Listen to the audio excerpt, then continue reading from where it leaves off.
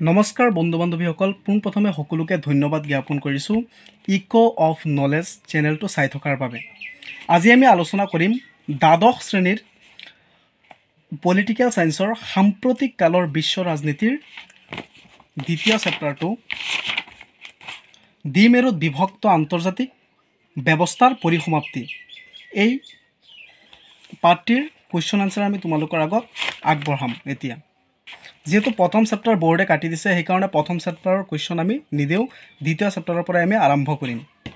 বলা এতিয়া আমি 1 নম্বৰৰ কেইটা প্ৰথমতে আলোচনা কৰি লওঁ। নাম্বাৰ 1, ৱাৰ্ছ চুক্তি কেতিয়া হৈছিল? উত্তৰ 1955 চনত ৱাৰ্ছ চুক্তি সংঘটিত হৈছিল। নাম্বাৰ 2, কোনে কিমান চনত সোভিয়েট কমিউনিষ্ট পাৰ্টিৰ সাধাৰণ সম্পাদকৰ পদত অধিষ্ঠিত হয়? এনসাৰ 1985 চনৰ 11 মাৰ্চ তাৰিখে মিখাইল গৰ্বাচেভ সোভিয়েট কমিউনিষ্ট পাৰ্টিৰ সাধাৰণ সম্পাদকৰ পদত অধিষ্ঠিত হয়। এই কুৱেশ্যনটো প্ৰায়ে আহি থাকে ফাইনেলত, গতিকে তোমালোকে ভালকৈ চাই যাবা। নাম্বাৰ 3, মিখাইল গৰ্বাচেভৰ সংস্কাৰ নীতি দুটা কি কি আৰু ইয়াৰ অৰ্থ কি কি লিখা? মিখাইল গৰ্বাচেভৰ সংস্কাৰ নীতি দুটা হ'ল গ্লাছনোষ্ট আৰু পেৰেষ্ট্ৰাইকা। গ্লাছনোষ্টৰ অসমীয়া অৰ্থ হ'ল ব্যাপক স্বচ্ছতা আৰু পেৰেষ্ট্ৰাইকাৰ অৰ্থ হ'ল পুনৰ নিৰ্মাণ। এতিয়া নাম্বাৰ 4 কুৱেশ্যনটোত চাই যোৱা। ৱাৰ্ছ চুক্তি কিমান চনত ভংগ কৰি দিয়া হয়? 1991 চনৰ জুলাই মাহত ৱাৰ্ছ চুক্তি ভংগ কৰি দিয়া হৈছিল। নাম্বাৰ 9, সোভিয়েট সংঘৰ জন্মদাতা পিতৃস্বৰূপ বুলি কাক কোৱা হয়?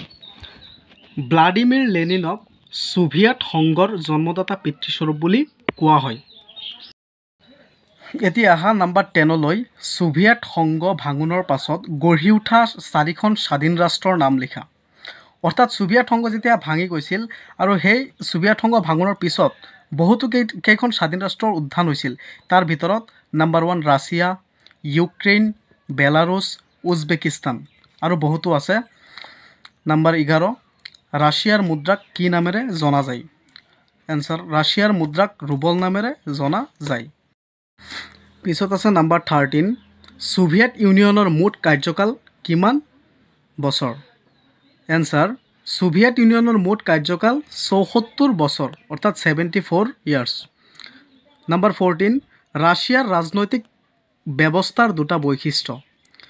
এনসাৰ নাম্বাৰ 1, একদলীয় শাসন ব্যৱস্থা। নাম্বাৰ 2, গণতান্ত্ৰিক কেন্দ্ৰীয়কৰণৰ নীতিৰ উপস্থিতি। আৰু এটা ইম্পৰ্টেণ্ট কুৱেশ্যন তোমালোকৰ মাজত আছে, যেনে বাৰ্লিন দেৱাল কিমান চনত ভংগ হৈছিল? 1989 চনত বাৰ্লিন দেৱাল ভংগ হৈছিল। নাম্বাৰ 16, কোনটো ৰাষ্ট্ৰৰ পতনক দ্বিতীয় বিশ্বৰ পতন বুলি কোৱা হয়? সোভিয়েট ইউনিয়নৰ পতনক দ্বিতীয় বিশ্বৰ পতন বুলি কোৱা হয়।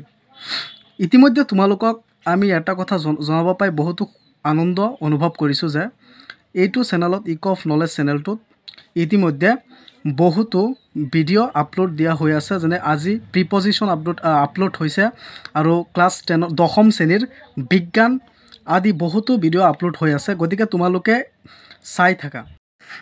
এতিয়া আহা আৰু এটা ইম্পৰ্টেণ্ট কুৱেশ্যন, বহুবাৰ ফাইনেলত আহি থাকে এই কুৱেশ্যনটো, আঘাত নিৰাময় বা সংকট মোচন বুলিলে কি বুজায়? এই কুৱেশ্যনটো বহুতো বেলেগ বেলেগ ধৰণে আহিব পাৰে, যেনে শ্বক থেৰাপি বুলিলে কি বুজায়, সংকট মোচন বুলিলে কি বুজায়, কেতিয়াবা আহে আৰু ত্ৰাসিক আতংক বুলিলে কি বুজায়? এনসাৰ সোভিয়েট ইউনিয়নৰ পতনৰ পিছত আমেৰিকা যুক্তৰাষ্ট্ৰৰ পৃষ্ঠপোষকতাত বিশ্ব বেংক আৰু আন্তৰ্জাতিক মুদ্ৰানিধিৰ জৰিয়তে সমাজবাদৰ পৰা পুঁজিবাদলৈ পৰিৱৰ্তিত কৰা এই গোটেই অভিনৱ প্ৰক্ৰিয়াটোকে আঘাত নিৰাময় বা সংকট মোচন বা শ্বক থেৰাপি বুলি কোৱা হয়। এতিয়া তোমালোকৰ মাজত আমি এটা লং কুৱেশ্যন আলোচনা কৰিম। এই কুৱেশ্যনটো বহুবাৰ ফাইনেলত আহি থাকে, যেনে আঘাত নিৰাময়ৰ ফলাফলসমূহ আলোচনা কৰা। এনসাৰ আঘাত নিৰাময় বা সংকট মোচনৰ পৰিণতি বা ফলাফলসমূহ আছিল অতি ভয়াৱহ। এই বিষয়ে তলত আলোচনা কৰা হ'ল। নাম্বাৰ 1 যে সাব পইণ্ট আছে, উদ্যোগ ব্যৱস্থাৰ নিঃশেষকৰণ। আঘাত নিৰাময়ৰ প্ৰক্ৰিয়াই সমাজবাদী ৰাষ্ট্ৰসমূহত গঢ়ি উঠা উদ্যোগসমূহক সম্পূৰ্ণকৈ ধ্বংস কৰি পেলায়। এই উদ্যোগবোৰৰ 90% ব্যক্তি বা ব্যক্তিগত কোম্পানীৰ হাতত বিক্ৰী কৰি দিয়া হয়। বৃহৎ উদ্যোগবোৰত অতি কম মূল্যত বিক্ৰী কৰি দিয়া হয় আৰু এই কাৰ্যকে ইতিহাসৰ বৃহত্তম গেৰেজ বিক্ৰী নামেৰেও জনা যায়। ইয়াৰ পৰাই শ্বৰ্ট কুৱেশ্যনটো আহিব পাৰে যে ইতিহাসৰ বৃহত্তম গেৰেজ বিক্ৰী বুলিলে কি বুজায়। তোমালোকে ইয়াৰ পৰা লিখি দিবা। নাম্বাৰ 2, দেশীয় মুদ্ৰাৰ মূল্য হ্ৰাস আৰু অভাৱনীয় মূল্য বৃদ্ধি। আঘাত নিৰাময়ৰ ফলত ৰাছিয়াৰ মুদ্ৰা ৰুবলৰ মূল্য দ্ৰুত হাৰত হ্ৰাস পায়। আনহাতে দৈনন্দিন ব্যৱহৃত সামগ্ৰীৰ মূল্য অভাৱনীয়ভাৱে বৃদ্ধি পালে। এনে অৱস্থাত দীৰ্ঘদিন ধৰি ৰাখি থোৱা সঞ্চয় নষ্ট হ'বলৈ আৰম্ভ কৰে। ফলত দেশীয় সৰ্বমুঠ ঘৰুৱা উৎপাদনো হ্ৰাস পাবলৈ ধৰে। এতিয়া আহা নাম্বাৰ 3, সামাজিক কল্যাণ ব্যৱস্থাৰ বিনাশ আৰু অৰ্থনীতিৰ অপৰাধীকৰণ। আঘাত নিৰাময়ৰ ফলত ছোভিয়েট ৰাষ্ট্ৰবোৰত অতদিনে বৰ্তি থকা সামাজিক কল্যাণৰ আধাৰ ভাঙি পেলোৱা হয় আৰু গোটেই অৰ্থব্যৱস্থাটোক এটা অপৰাধী চক্ৰই নিয়ন্ত্ৰণ কৰিবলৈ ধৰে। এনে অৱস্থাত মধ্যবিত্ত শ্ৰেণীটোৱে দৰিদ্ৰতাৰ বুকুত সোমাই পৰে। শিক্ষিত আৰু বৌদ্ধিক মহলো ক্ৰমে ভাঙি পৰে আৰু দেশ এৰি গুচি যাবলৈ বাধ্য হয়। এতিয়া একেবাৰে শেষৰ পইণ্টটো চোৱা তোমালোকে, গণতন্ত্ৰৰ পৰিৱৰ্তে স্বৈৰতন্ত্ৰী শাসন ব্যৱস্থাৰ বিকাশ। আঘাত নিৰাময়ৰ অন্যতম লক্ষ্য আছিল পূৰ্বৰ সমাজবাদী ৰাষ্ট্ৰসমূহত গণতান্ত্ৰিক ব্যৱস্থাৰ প্ৰৱৰ্তন কৰা। কিন্তু বাস্তৱ ক্ষেত্ৰত দেখা গ'ল যে শাসক শ্ৰেণীটোৱে অধিক ক্ষমতা পাই স্বৈৰতন্ত্ৰী শাসন ব্যৱস্থাহে প্ৰৱৰ্তন কৰিবলৈ আৰম্ভ কৰে। এনেদৰে আঘাত নিৰাময়ৰ ফলত গণতন্ত্ৰৰ পৰিৱৰ্তে স্বৈৰতন্ত্ৰী শাসন ব্যৱস্থাৰ বিকাশ ঘটে। আজি এইখিনিয়ে তোমালোকৰ বাবে।